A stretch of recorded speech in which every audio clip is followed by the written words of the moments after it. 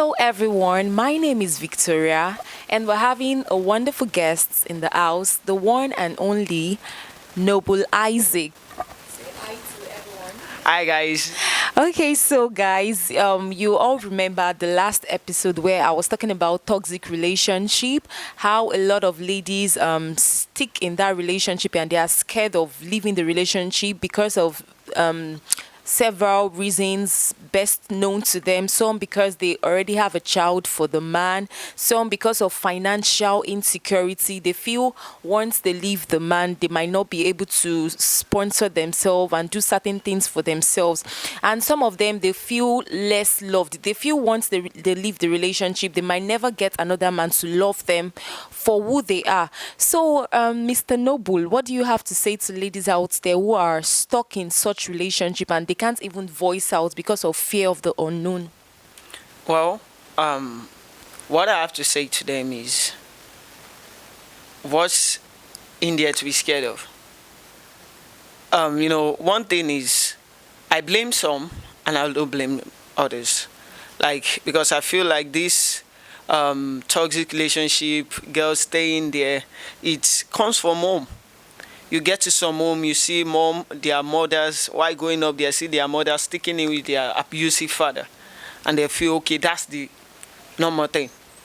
Okay? And many of them who are scared of, being scared is actually a way to undermine yourself. Like, I tell people, like, I don't have a limit. I'm my own limit. The moment you tell yourself you can't do something without anyone, you won't be able to do it. And there is more to life than what we know. And when you are scared of the unknown, you can't explore. Very true. So, for example, you are scared that if I don't do this, I won't be able to get this. But you don't know. Like, okay, let me give you an example of Abraham in the Bible. When God told him to leave his father's house, mother's house, to go to a land unknown to him. Yeah, even if you leave relationship, before even some girls already know the next guy they will date. Are you with me? But he left. So sometimes to prepare us for the better thing, we have to live where we are. So many times, even I usually say that I don't really like advising people. Why? Because it hurts me when they don't take my advice. I just feel like I'm disturbing myself and yet nothing is coming out of it. Because many of them, they know these things. It's not like in the late 90s self that there is the mobile phone is not like in the early 90s also that but in this generation, you have a choice to make. You can't tell me you don't know, because it's all over there. It's all over the internet. Okay, how do I know? Okay, if you say you don't know if your partner is abusive or not, if you search the Google, how do I know an abusive partner? It will bring it out. Yeah. Many Some threats. Yeah, many of them, they get this feeling that this guy loves them too much. He's just jealous and stuff. Like, if someone loves you to the extent that he can hurt you, it is obsession, not love. That's one thing they are confusing. Because you talk to a guy anyhow, or a guy does something, you talk back, he slaps you, and he's apologizing, sorry, and you are the reason, you know it's because I love you, I don't want you to do this. It is obsession, not love. Okay, sorry, can I ask a question? For newly married couples who are experiencing this kind of thing, like the lady is experiencing a toxic relationship from a man, and is this kind of man who is always feeling insecure. He doesn't even allow the woman to work and all of that, and she feels, how do I survive if I leave this relationship? Like, she doesn't have anything. He has already limited her to a lot of things, restricted her from a lot of opportunities. So in a situation where she doesn't have anything, she doesn't have any family members that she can run to, so how will she survive in a situation like this? One thing for me is divorce isn't an option until it is the only option. So I won't advise her to divorce, but one thing I will advise, since they are newly married, separation is better. Most time, Our fears are in our head, are just imagination, things we think of that will happen. For example, you think, I don't have any opportunity again. Okay, for example, I'm an actress. Because of this guy, I stop acting. I do this. If I leave him alone, how will I go ahead? It's all in your head. You don't know. One thing you don't know is that relationship is what is limiting you, not you. The moment you get out of it, you realize it. I've seen a lot of my divorced lady that it is immediately they got out of that relationship they were in before that they found the right partner. So what our advice is, take a break. The marriage is still young to just divorce. If he loves you, he's going to realize it. It may be 3 months, 6 months. If he's someone that is obsessed, you can take a restraining order away from him. Go and discover yourself. Add more value to yourself.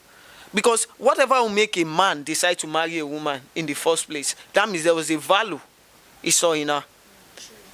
So if you now decide to sacrifice your value just because you love him and you want to keep that relationship, and then it happens and you realize, that's why you see some lady, they went to school, they do this, they do that, and when they get married, they decide, okay, your husband will tell you become full housewife. And before you know, your certificate will be in the cupboard, rotting away, and you will have a man telling you, I am feeding you. I am doing this. I go in the morning, go and walk my ass out. You come here, you disturb me, you do this, you do that. So one thing I want to say is, if you see that it's starting to add more value to yourself, if you see a relationship whereby the husband is well connected, the wife add more connection, that relationship is always appreciated. Most especially by the husband. If, for example, I'm a husband, I own a company, and then you as a presenter, for example, you are my wife, if I get contract through your influence as a presenter, tell me, will I want to divorce you? Will I do anything that will make you want to divorce me? Because I know once I end that relationship, I will face a backlash. But when the man starts feeling there is nothing to lose,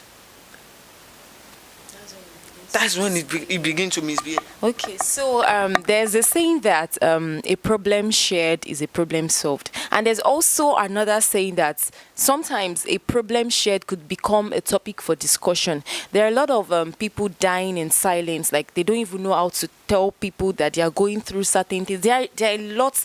Okay, let's say from the let me rate from 100%, we can have like 70% of ladies are actually going through things like this, but they can't even voice out because of they feel once I tell this person I'm going through this, they might start mocking her or mocking him, or it might become a topic for discussion. So that is why most people are even scared. That's why they keep it to themselves, and a lot of people die in silence. So what do you feel people like this can do? Like, do you think they should still voice out, irrespective of the fact that if they voice out, they might be mocked, or they can start? There are certain people that will start disrespecting them. So, what I think is, it is not about you voicing out. It's about voicing out to the wrong people. okay. Now, many women have this attitude of discussing their problem with people that can't help them solve it. For example, you have a problem in your home, and you are sitting down in the gathering of single ladies who are yet to be married, and you are telling them your problem. People who can't solve the problem for you. And then they will start telling you, Ashibi, I told her not to get married. Don't fetch misses. Because what? Most especially when you are talking to people who are jealous of you, of what you have become. Telling people that are ahead of you. It's better. Yeah, it's always better. Talk to a professional. Go and meet a psychologist, a therapist. If it's getting too much, they will not only listen to you. They'll teach you a way to get around it. If it's something you can't stay, they'll tell you to leave for a while or anything. Because learned enough to know how to analyze such situations. And another person you can talk to is a religion elder. And when you are talking to a religion elder, let it be someone who has, and for example, you want to talk about marriage, let it be someone who is married. One, you have to know, even it's not all religion elders you can talk to. Because what? Some of them, like you tell some pastor something, they'll use it to preach. Exactly. You tell some alpha something, they'll use it to. So, but talk to people you know they are confidential. If you want to test people confidence, look at a topic that won't. First, that topic that doesn't really matter. For example, the small thing your husband complain about and you feel like this one, okay, maybe it's my fault. Talk to him with it. So know how we will react to such a small matter. Okay, so you all have heard from the horse's mouth. So please, for those of you who are going through a toxic relationship and you're scared to voice out, kindly voice out to the right person. He said it's you heard everything he said. So please and please be wise. Till we meet again. Thank you. Have a great day.